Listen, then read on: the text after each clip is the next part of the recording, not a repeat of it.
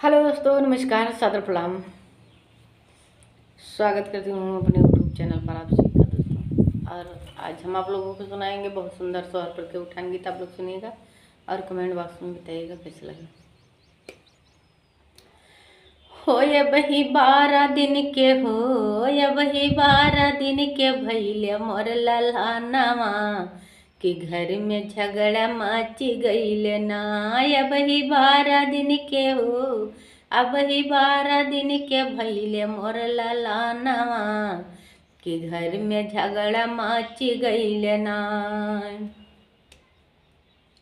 कि यही घर ही में हो यही घर ही में सासू जागराई तिनकी जागड़ा मचाई देहली ना।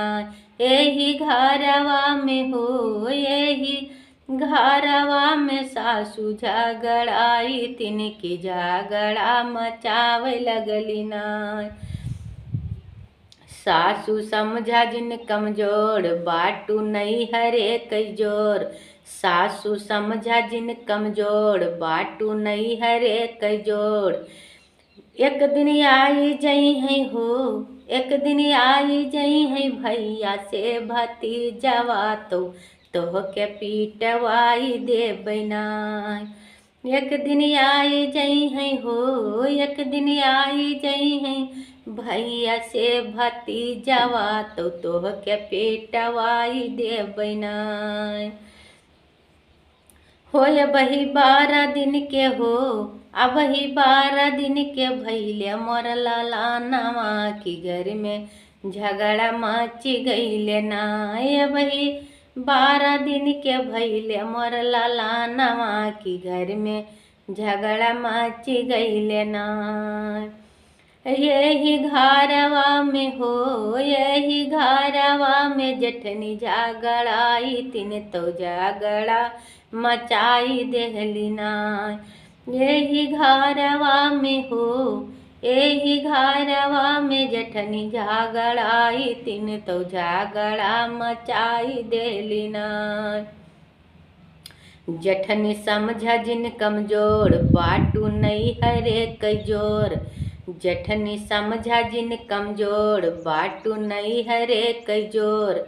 एक दिन आई जई है हो एक दिन आई जई है भैया से भतीजवा तो के पीटवाई दे बैना।